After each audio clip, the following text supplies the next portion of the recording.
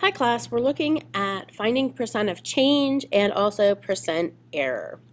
If you would please go ahead and you can pause this as you go if needed. I'm just going to go through the vocabulary pretty quickly here. Percent change is the ratio of the amount of change over the original amount.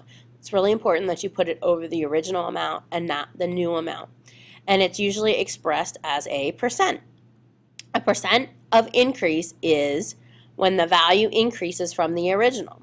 So a percent of decrease is going to be when the value decreases from the original.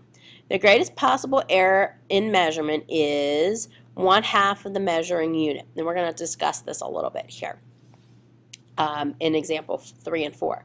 And then percent error is going to be the greatest possible error over the measurement, divided by the measurement. And we're going to calculate that as a percent.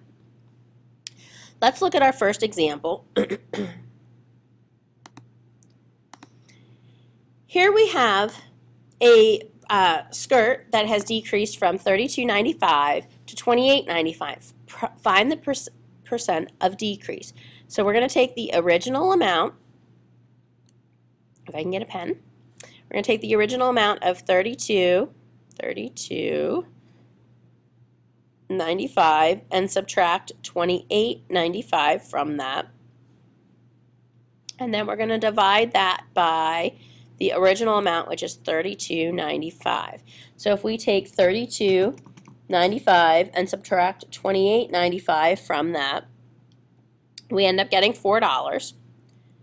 And 4 divided by $32.95 gives us the decimal, and I'm going to round that decimal, okay, to about 0.12, which is a 12% decrease. And you always want to label it decrease from the original amount. Our next example, okay, we are looking at the federal budget, and it has increased from $9.5 million to $725.3 billion. Okay, so again, we're going to find the amount of change, and we're going to subtract the $725.3 billion minus the 9.5, and then we're going to divide that by the original amount. Okay, so if we take the 725.3 and we subtract the 9.5, we end up getting 715.8. If we divide that by the 9.5 billion, again, we get the number 75.3, and I'm going to round that to 5. Is it 75% increase? No. If we are to convert that into a percent, remember we have to move the decimal place 2 spots. So we end up getting 7,535% increase in our federal budget, okay? It's not 75% increase, it's a 7,535% increase. It's a huge increase. Go ahead and work on the quick checks. I'm going to show you the answers now. You can start it back up when you're ready. In number 1, we're looking for the percent increase. So if we're going to round that, it asks us to round. So it's actually going to be an 8% increase, since it asks us to round to the nearest. Oh, I moved that problem there. That's going to be an 8% increase. And then round to the nearest whole percent here is just going to be a 7% decrease. Okay, and again, it's the amount of change over the original amount. Please don't put it over the new amount. All right, moving on to example 2 here. We are looking for the percent increased from 146 to 2,919 in 2000. So the percent increase is going to be about 1,899% increase in the amount of alpaca owners in the course of those 9 years. It's a huge population growth there. All right, moving on to greatest possible error. So if you think about this, I just want to talk about this a little bit. If your bathroom scale is reading 122, do you weigh exactly 122 pounds? Well, if you think about it, your bathroom scale is reading to the nearest pound, so it's going to round. So the possible error here is going to be a half a pound, or 0.5 pounds. So that means you could weigh as much as 122.5, right? Or as little as 121.5, based on going up and down by that half a pound. Okay, so your weight is going to be somewhere between here, okay, most likely, because the accuracy of your scale is only to a pound. Do you think about in science class, what are your scales? They give you a number.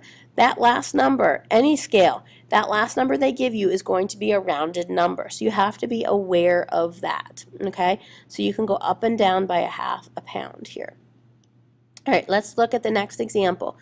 So finding percent error in calculating volume.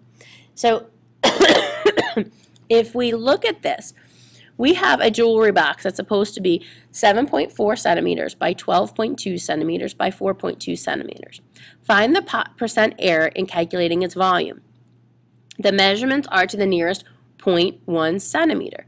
That means that this could be as big or we rounded this right here. So we could go up or down by a half a centimeter, okay? So what we're going to do here, here's our regular volume. If we just take the numbers that we're given, 7.4 times 12.2 times 4.2, we get a volume of 379.176 centimeters cubed. Volume's length times width times height.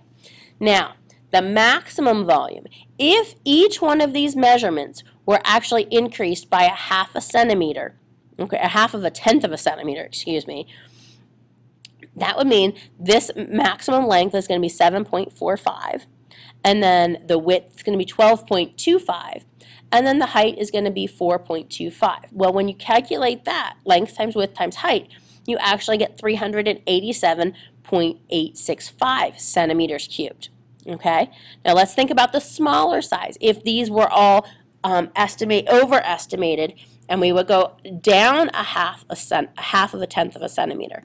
So our dimensions would be 7.35 times 12.125 times 4.15. And when you calculate that, you only get 370.6 centimeters cubed. So to find the maximum error, we're going to take the maximum minus the measured. So we're going to take this number, okay, and I rounded it to the nearest cubic centimeter, and subtract it from this, the actual measurement here.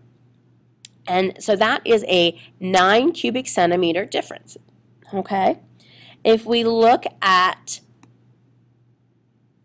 the minimum, we take the measured minus the minimum, we also get a 9% or 9 cubic centimeter difference, okay? So there's going to be 9 cubic centimeters difference between the maximum and the measured, as well as 9 cubic centimeter difference between the measured and the minimum.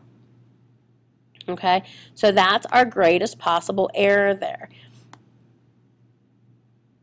Is the amount is going to be 9 cubic centimeters. I'm not sure why I have all this extra stuff in here.